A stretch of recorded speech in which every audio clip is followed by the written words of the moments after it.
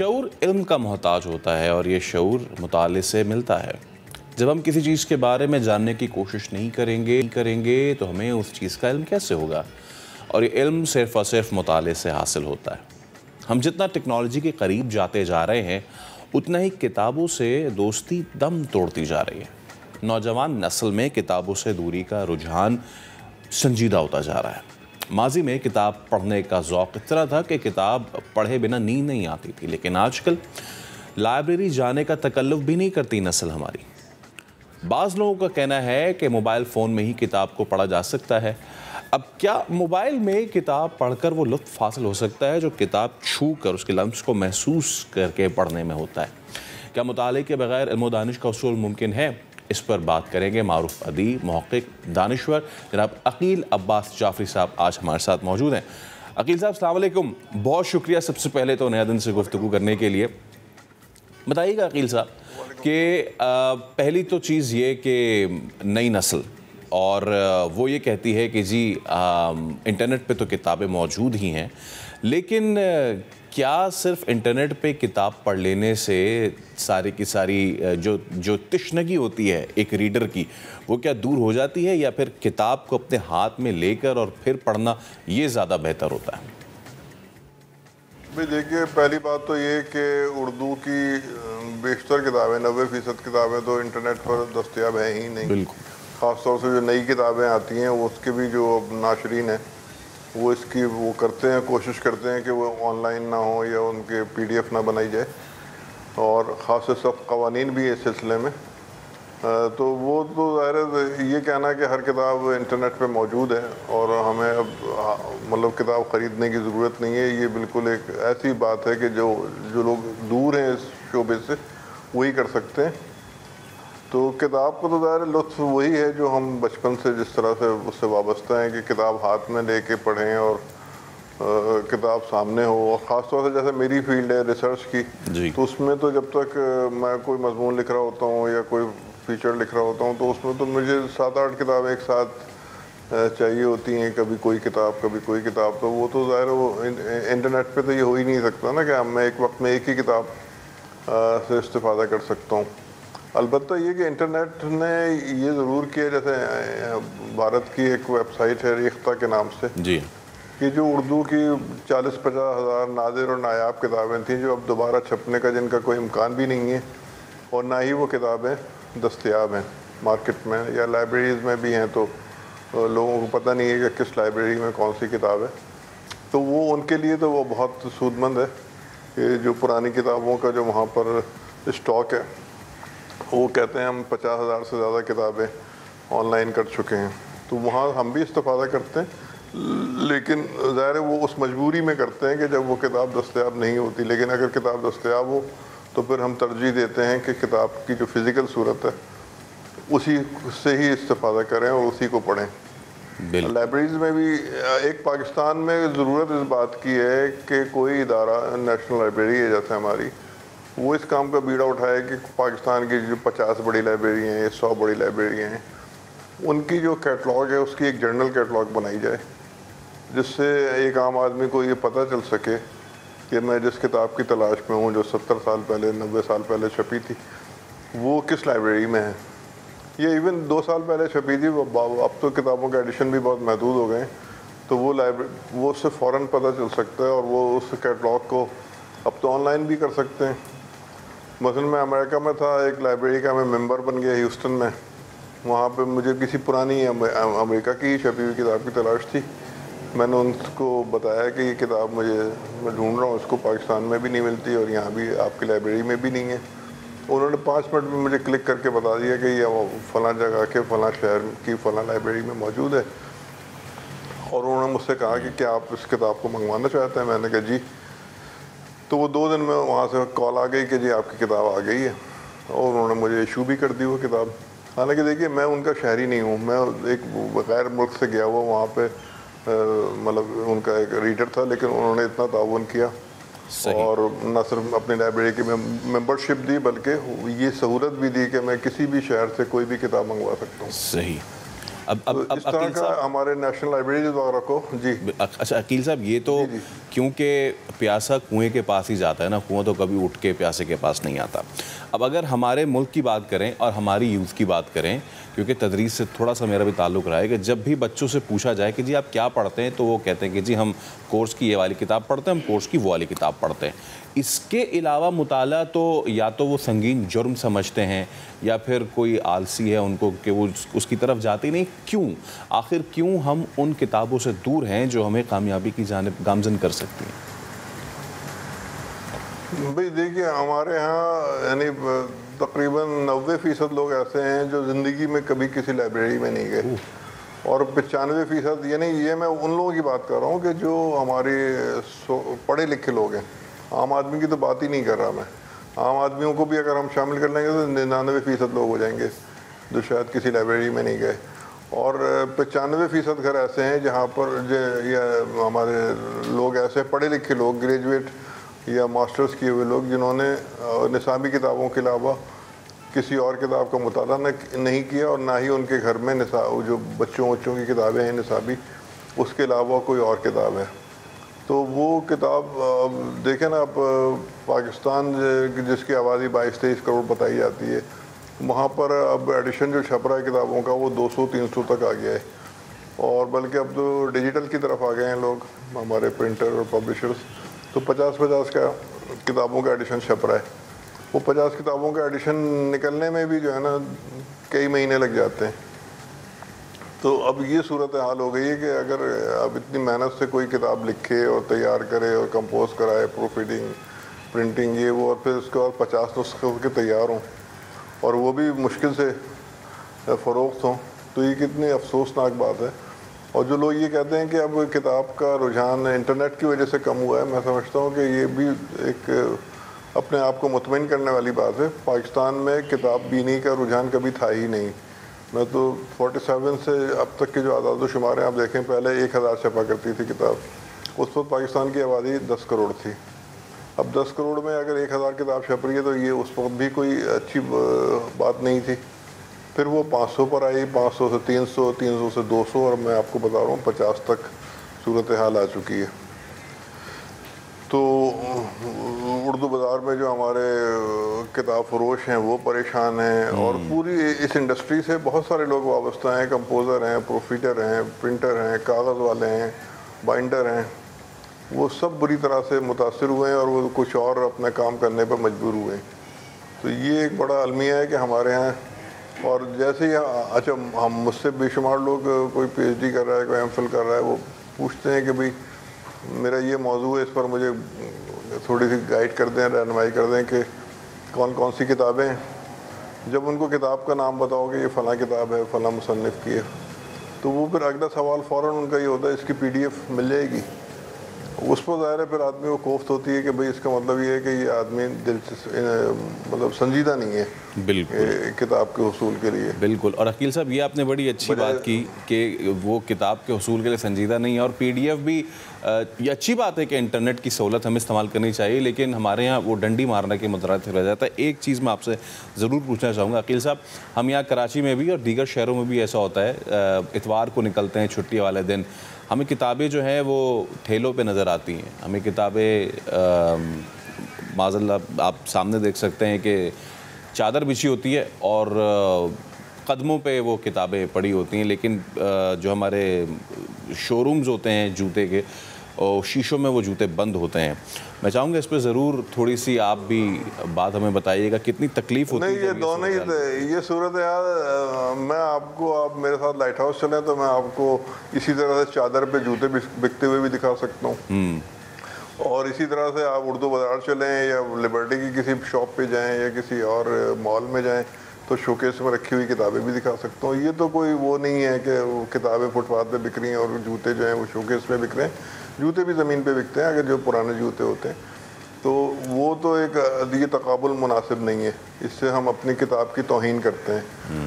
اور دوسری بات یہ ہے کہ جو لوگ کہتے ہیں کہ کسی کا انتقال ہو گیا ہے اور اس کے گھر والوں نے ساری کتابیں اس کی پرانی کتابوں والوں کو دے دیں اور وہاں سے فٹ پاتھ پہ بکنے کے لیے آ گئیں, تو اس میں ایک پہلو یہ بھی ہے کہ اگر وہ کسی لائبریری کو دے دی جائیں تو اول تو مجھے پتہ ہی نہیں چلے گا کہ فلاں آدمی کا ذخیرہ کہاں گیا، کس لائبریری میں گیا. اور پھر لائبریری کی بھی صورتحال یہ ہے کہ جو کراچی کی جو اس وقت بڑی لائبریریاں ہیں، جہاں پہ پبلک لائبریریاں جو ہیں جہاں پہ لوگ آ سکتے ہیں، وہ ایک تو وہ لینڈنگ لائبریریاں نہیں ہیں، وہاں سے آپ ایشو نہیں کرا سکتے کتاب، وہیں بیٹھ کے پڑھیں. اور دوسرے یہ کہ وہاں بھی کوئی نہیں آتا سوائے اس کے کہ جو کوئی ایم فل کر رہا ہو، پی ایچ ڈی کر رہا ہو، جس کو اپنے موضوع سے متعلق کتابیں وہاں پہ ملنے کا امکان ہو، وہ تو آ جاتے ہیں. لیکن وہ ایسے کتنے لوگ ہوتے ہیں. آپ چلے جائیں بیدل لائبریری، کراچی کی سب سے مقبول لائبریری ہے اس کو، وہاں پہ آپ کو کسی بھی دن چلے جائیں 5 سے زیادہ لوگ نہیں ملیں گے آپ کو جو کتاب پڑھ رہے ہوں وہاں پہ. تو اگر وہ کتاب فٹ پاتھ پہ آتی ہے اور ہم جیسے متلاشی جو لوگ ہیں اور بے شمار لوگ ہیں تو وہ وہاں پہ جاتے ہیں، اور بہت سارے ہم نے دیکھا کہ اسی فٹ پاتھ سے لوگوں نے اپنے لائبریریاں بنا لی اور وہ کتابیں ان لوگوں تک پہنچ گئیں جو ان کی تلاش میں تھے، جو اس موضوع پہ کچھ کام کرنا چاہتے تھے. اور کئی کتابیں ایسی بھی ہیں میرے علم میں، سینکڑوں کتابیں بلکہ، کہ جو ناشرین نے وہیں انہی فٹ پاتھوں پہ تلاش کی اور ان کو دوبارہ شائع کیا، ری پرنٹ کیا. تو وہ ایک طرح سے وہ کتاب دوبارہ زندہ ہو گئی.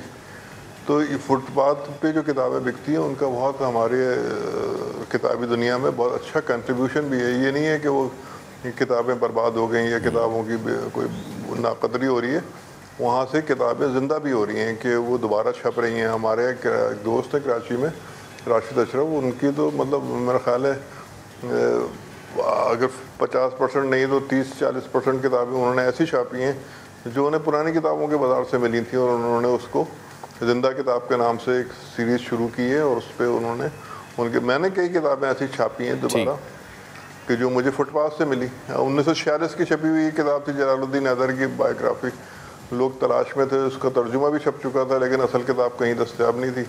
فٹ پاتھ سے مجھے ملی، میں نے اس کو دوبارہ چھاپ دیا. تو وہ فٹ پاتھ سے کتاب ملنے سے یہ بھی ہوتا ہے فائدہ کہ وہ کتاب دوبارہ زندہ ہو جاتی ہے. چلیے ابھی ایک کتاب ہم نے چھاپی ہے خون شہیداں، وہ بھی ہمیں فٹ پاتھ سے ملی تھی. ٹھیک. اور وہ ہم نے دوبارہ کمپوز کر کے اس کو چھاپا ہے. صحیح ہے. عقیل صاحب بے حد شکریہ آپ کے وقت کا، اور خاص طور پہ جو اسی لیے آپ کو استاد مانتے ہیں ہم، کہ کیا خوبصورتی سے آپ نے اس کو کلیریفائی کیا ہے. بہت شکریہ. عقیل عباس جعفری صاحب ہمارے ساتھ موجود تھے.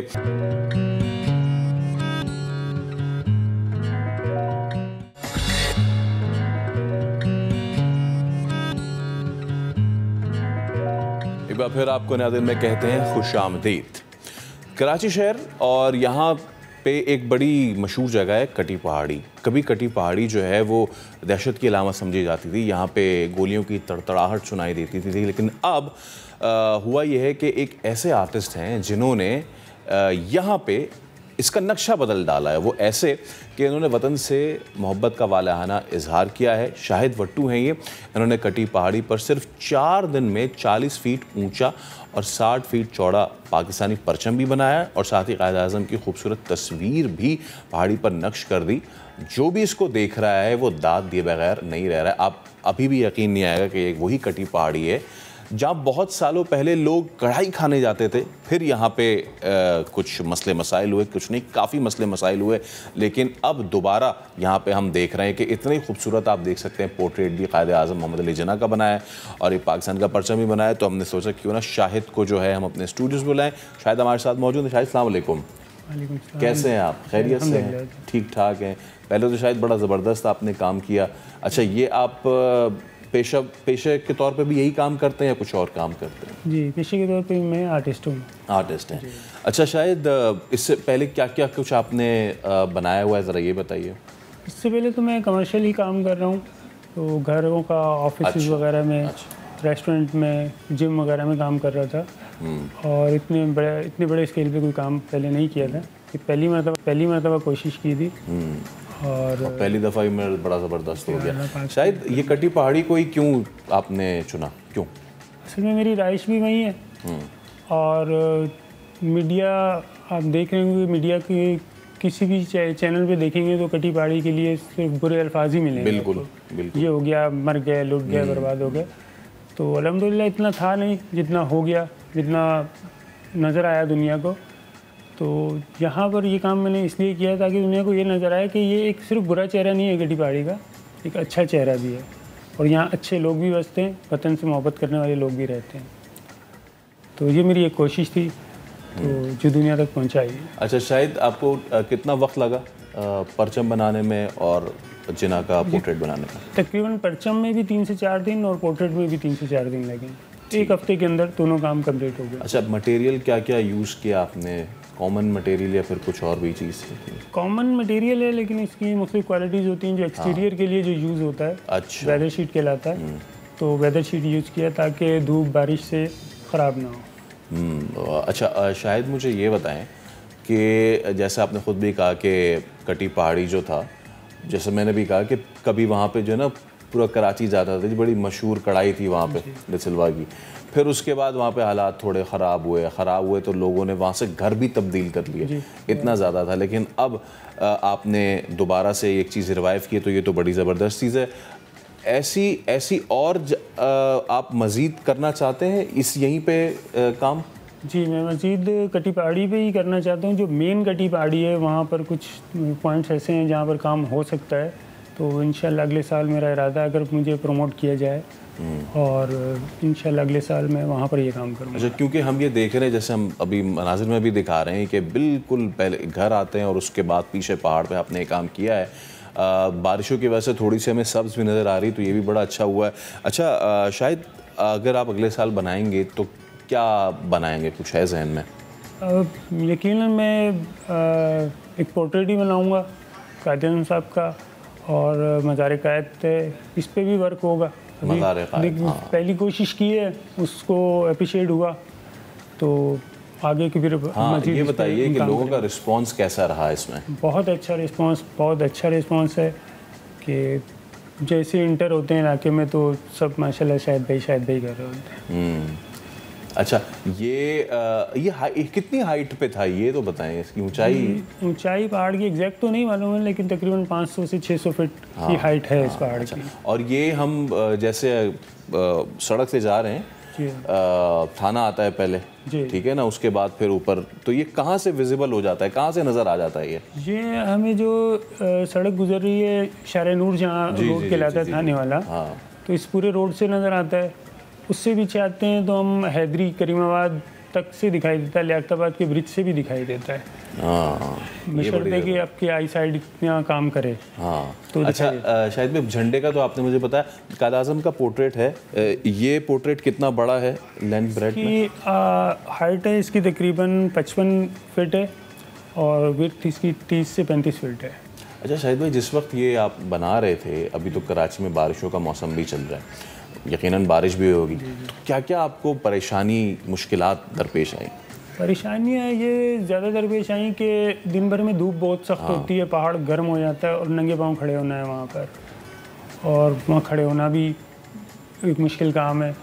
تو شام کا ٹائم رکھتے تھے اور شام میں عموماً بارش ہو جاتی تھی, 2 گھنٹے 3 گھنٹے ہمیں کام کے ملتے تھے. بارش ہوئی جلدی سمیٹا, جتنا گیلا ہوگا سوکھنے سے پہلے بارش ہوگی تو وہ تو خراب ہو گیا, پھر اس کو دوبارہ صحیح کرنا, تو یہ مشکلات آئیں. صحیح ہے, بہت شکریہ شاہد بھائی آپ آئے, اور آپ کو آل دا بیسٹ بھی ہم وش کرتے ہیں. خاص طور پہ ہم کوشش کریں گے کہ ضرور جو مقتدر حلقے ہیں, خاص طور پہ مرزا وہاب صاحب تک, ان تک ضرور پہنچائیں, کیونکہ انہوں نے بھی ایک آئیڈیا شیئر کیا تھا کہ جی کٹی پہاڑی کو ٹورسٹ اسپاٹ بھی بنائیں گے, تو ان تک بھی ہم یہ پہنچائیں گے اور امید کرتے ہیں کہ شاید جیسے لوگوں کو اس سطح پہ بھی پروموٹ کیا جائے. ابھی ایک بریک لیتے ہیں, اس کے بعد حاضر ہوں گے. کچھ پہاڑوں کی بات ہو رہی ہے, پہاڑوں پہ نقشی نگاری کی, پہاڑوں کو سر کرنے والوں کی بات کریں گے. بریک کے بعد ہمارے ساتھ رہیے.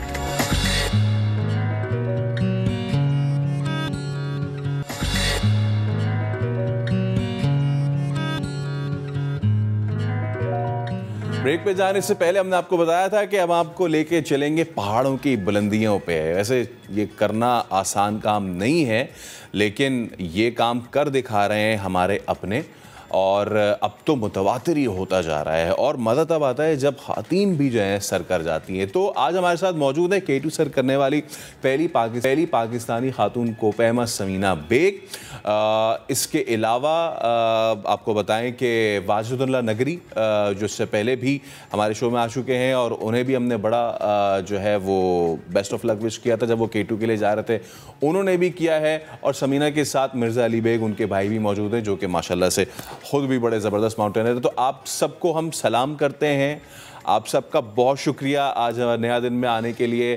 اور جیسے کہ رسم ہے کہ جی لیڈیز فرسٹ, تو میں شروعات کرنا چاہوں گا سمینہ سے.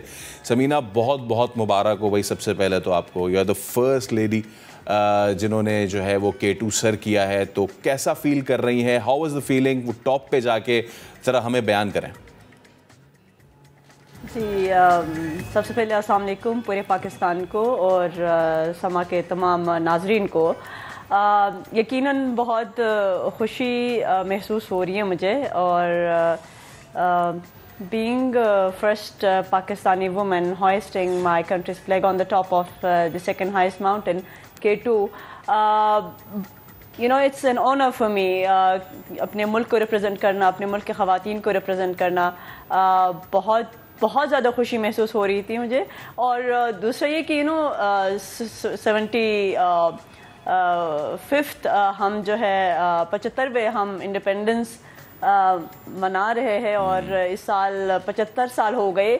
تو یہ پورا جو اوکیزن تھا اوبویسلی بہت امپورٹنٹ تھا ہمارے لیے. اور 75ویں انڈیپینڈنس ڈے پہ پاکستان کا پرچم لے کے K2 کی چوٹی جو کہ ہمارے ملک میں ہے, and it's second highest mountain in the world, تو بہت پراؤڈ فیل کر رہی ہوں میں. زبردست. اور میں جناب علی واجد اللہ بھائی سے بھی بات کروں گا. واجد بھائی آپ بتائیں, K2 کو سر آپ نے کیا اور کیسا آپ نے محسوس کیا؟ خاص طور پہ جب بھی ہم بات کریں گے K2 کی تو ایک ہمارے ذہن میں جو نام رہ جاتا ہے وہ سر ستپارہ کا رہ جاتا ہے. تو اس کے بعد سے مجھے لگ رہا ہے پاکستانی ماؤنٹینرز نے اس ماؤنٹین کو سر کرنے کا ایک ٹھان لی ہے کہ اب اس نے ایک ہمارے ماؤنٹینر کو نہیں کرنے دیا, تو اب ہمارے سارے ماؤنٹینر جو ہیں اب وہ K2 کریں گے. آپ کی کیسی فیلنگ ہے K2 کرنے کے بعد؟ بسم اللہ الرحمن الرحیم. سب سے پہلے تو جیسے میں آزادی آپ سب لوگوں کو میری طرف سے مبارک ہو. تو میں خالی مبارکبادیوں پہ ہی میرا خیال سے میرا ٹائم نکل جائے گا. سب سے پہلے میں سمینہ کو, ہماری جو بہن ہے, ہماری گلگت بلتستان کی جو فخر ہے, ان کو میں مبارکباد دینا چاہوں گا, کیونکہ ہم تقریباً ساتھ ہی تھے 70 میں. ان سے کوئی آدھا دو گھنٹے میں پیچھے تھا. تو ایک بہت ہی اچھا لگ رہا تھا کہ اس سال ہمارے جو خواتین ہیں, بلکہ ہمارے ملک کے جو خواتین ہیں وہ ریپرزینٹ کر رہے ہیں پاکستان کو. اور انتہائی خوشی ہوئی کہ سمینہ نے ہمارے ساتھ اسی دن کلائم کیا. تو اس کے علاوہ ایک اور خاتون نے جس کا ذکر کرنا بھی لازمی سمجھتا ہوں کہ نائلہ کیانی, انہوں نے بھی بہت ہمت کی. اسی دن انہوں نے بھی سبمٹ کیا, اور ریسنٹلی اس نے دوسرا پیک بھی کل سبمٹ کر کے واپس پہنچ گئی. ان کو بھی میں مبارکبادی دینا چاہوں گا. یقیناً خوشی ہوتی ہے. ستپارہ کے لوگ بھی اس دفعہ 4 ستپارہ کے لوگ تھے. ہمارے بعد ایک نے کلائم کیا, ہمارے ساتھ 3 بندوں نے کلائم کیا. تو انتہائی خوشی ہوتی ہے. باقی اس کے ساتھ میں شاید آپ کا ٹائم زیادہ لے رہا ہوں کہ ایک بات کہنا بہت ہی ضروری میں سمجھتا ہوں کہ کیونکہ میں نے فرسٹ ٹائم میں K2 پہ کیا ہوں. میرے سے پہلے ہماری سسٹر جا چکی ہے, اس نے بھی دیکھا ہوگا, وہ بھی بتائے گی آپ کو کہ ہمارا جو K2 ہے بہت گندا ہوا ہے. میں نے فیصلہ کیا کہ ہر فورم پہ میں بات کرنے کی کوشش کروں گا. شاید میں کسی کو بلیم نہیں دیتا. میں نے کوشش کی اپنا کچرا ساتھ لے کے آنے کے لیے, تو لیکن وہاں کی جو حالت ہے بہت خراب ہے. دل مطلب خراب ہو جاتا ہے. تو کوئی مطلب سسٹم ہونا چاہیے. اگر واجد کلائم کر رہا ہے تو واجد کو بورڈ کیا جائے کہ اپنا کچرا آپ خود ساتھ لے کے آئیے. سر یہ بہت اچھی آپ نے بات کی واجد بھائی, اور ہم آگے چل کے یقیناً اپنے پروگرامز میں ضرور کریں, کیونکہ ہم نے وہ دیکھا ہے ایک پورا ٹریفک جیم ہو جاتا ہے. ایوریسٹ کی بھی تصویریں دیکھی ہم نے اور K2 کی بھی دیکھی ہے, تو یہ آگے چل کے ضرور ہم اپنے شو کا حصہ بنائیں گے. اچھا جی, اب وہ کہتے ہیں کہ ہر کامیاب مرد کے پیچھے عورت کا ہاتھ ہوتا ہے, لیکن یہاں ہے ایک کامیاب عورت اور ان کے پیچھے ان کے بھائی ہیں مرزا علی بیگ. مرزا بھائی آپ کو بھی بہت مبارک ہو کہ سمینہ نے یہ K2 پیک کیا ہے.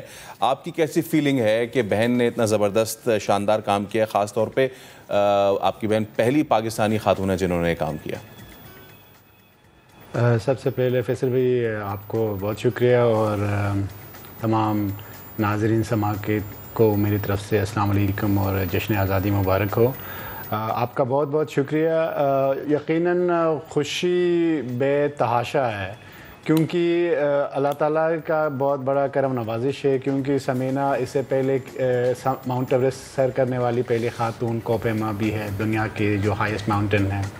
اس کے بعد پاکستان تو چھوڑ پوری دنیا کے جو ہائیسٹ ماؤنٹینز ہے اس پہ وہ پہلی خاتون بن گئی, پہلی پاکستانی بن گئی 7 سمٹس جو 7 کانٹیننٹس میں ہیں.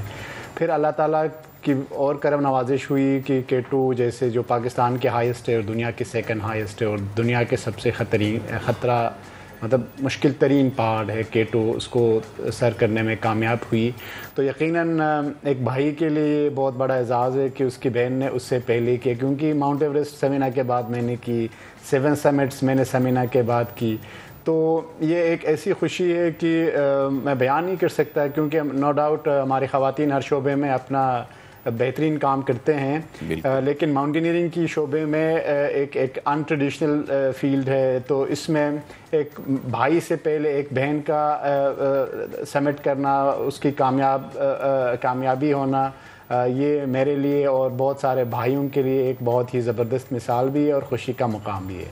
بالکل. اور جو کمیونٹی ہماری بڑھتی جا رہی ہے ثمینہ, یہ سوال میں آپ سے کرنا چاہ رہا ہوں, جو ہماری کمیونٹی بڑھتی جا رہی ہے, اس میں شہروز کاشف کا نام, اس میں سرباز خان کا نام, کچھ ہماری بہنیں جنہوں نے پاسو کونس کو سر کیا, یہ جو ہماری ایلپائن کمیونٹی ہے یہ انکریز ہوتی جا رہی ہے. کتنا اچھا لگتا ہے آپ کو کہ ہمارے نوجوانوں میں یہ رجحان بڑھتا جا رہا ہے؟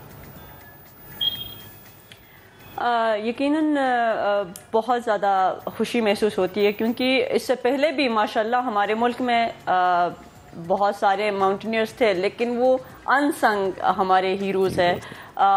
ڈیفینیٹلی ان کی کنٹریبیوشن بہت زیادہ ہے, لیکن ابھی کیونکہ جس طرح سے ہماری جو ینگ جنریشن ہے, جس طرح سے وہ انٹرسٹ لے رہی ہے ماؤنٹینئرنگ کے اندر, یہ بہت زیادہ خوشی کی بات ہے. اور یقیناً جو ہماری بہنیں ہیں اسپیشلی, وہ آگے آ رہی ہے اس اسپورٹس میں, کیونکہ اس سے پہلے تو یہ ایک میل ڈومینیٹڈ اسپورٹس تھا ٹوٹلی, لیکن اب آہستہ آہستہ اس میں ہماری بہنیں آگے بڑھ رہی ہیں. اور اس میں ماشاءاللہ نائلہ, ان کو میں بہت زیادہ مبارکباد دینا چاہوں گی, کیونکہ K2 کے بعد انہوں نے گشابرم 1 سمٹ کی ہے. تو مجھے بہت فخر محسوس ہوتی ہے, کیونکہ کچھ سال پہلے I was the only one, but اب آہستہ آہستہ اپنی بہنوں کو اس فیلڈ میں آگے بڑھتے ہوئے دیکھ کے مجھے پرسنلی بہت فخر محسوس ہوتی ہے. اور خوشی کی بات ہے کہ ہماری یوتھ جو ہے ایڈونچر اسپورٹس میں انٹرسٹ لے رہی ہے. اس میں پھر کاشف اور سرباز, ابھی سہیل, ماشاءاللہ سے یہ نام ہے, عبد الجوشی, اور بہت سارے نام ہیں, سب کا میں نام نہیں لے پاؤں گی. اور پھر ہمارے بھائی بیٹھے ہوئے واجد, تو اور بہت سارے نام ہیں جو کہ ماشاءاللہ سے بہت زبردست پرفارم کر رہے ہیں اور بہت اچھا نام کما رہے ہیں اپنے لیے اور ہمارے ملک کے لیے. اور تو یقیناً بہت خوشی محسوس ہو رہی ہے مجھے, اور مجھے امید ہے کہ آئندہ بھی ہمارے یوتھ آگے بڑھیں گے اسپورٹس میں اور پاکستان کا نام روشن کریں گے.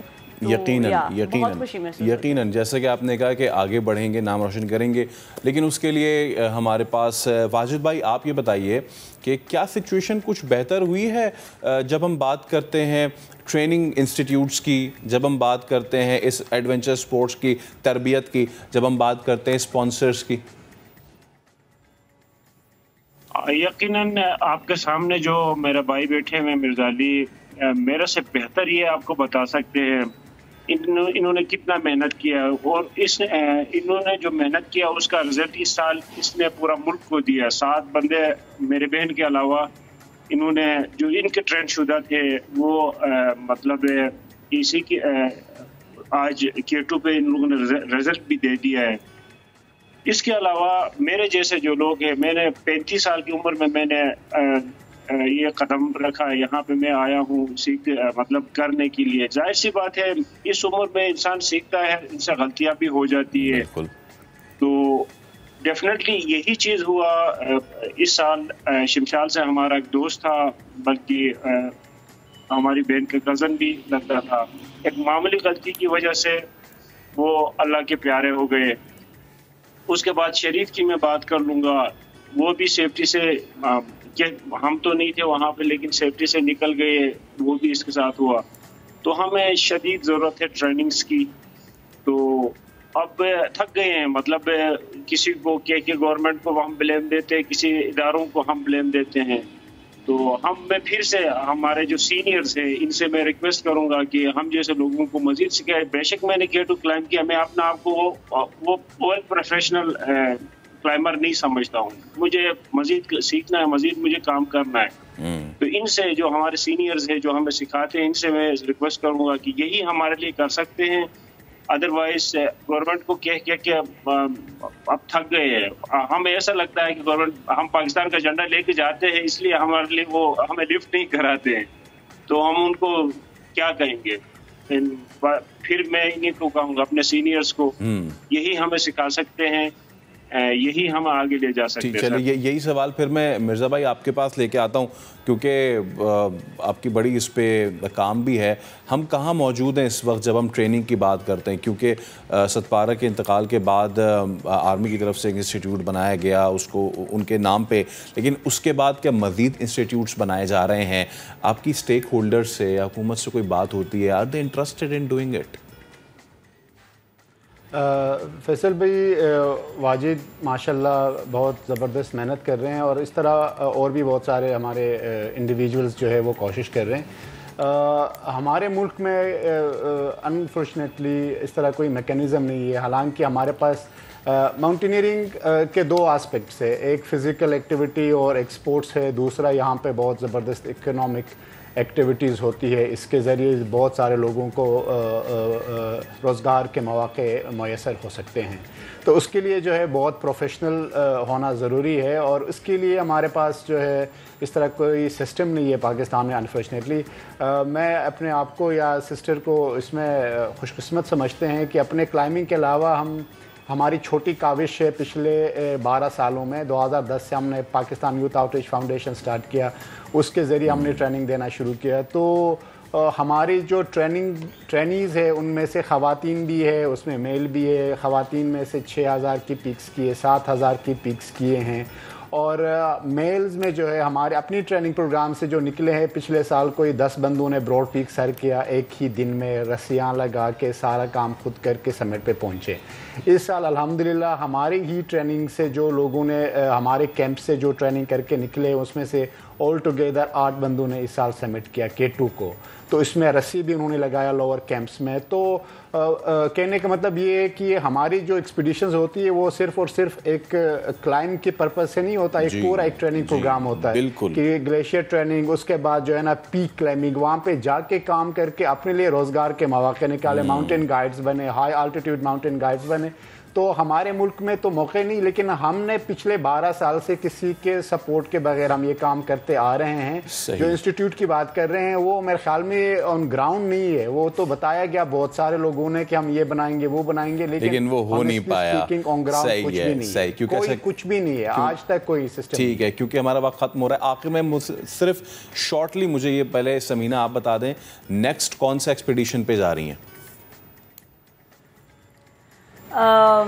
फैसल अभी फ़िलहाल क्योंकि मेरा एक मानना है कि मैं एक गोल सेट करती हूँ, उस पे मैं काम करती हूँ, उसको अचीव करती हूँ, फिर नेक्स्ट गोल सेट करती हूँ अपना। तो अभी फ़िलहाल सोच रही हूँ मैं कि किस पीक पे जाऊँ। ओके ठीक है, आप सबका बहुत शुक्रिया। इंशाल्लाह पता चलेगा। Thank you so much. Wajid नगरी, समीना बेग, मिर्ज़ा अली बेग हमारे साथ मौजूद थे, और यकीनन ये वो सारे नाम हैं जो हमारा नाम इतना ऊंचा कर रहे हैं कि दुनिया की बुलंद तरीन चोटियों को सर करके उस पर पाकिस्तान का परचम लहरा रहा है।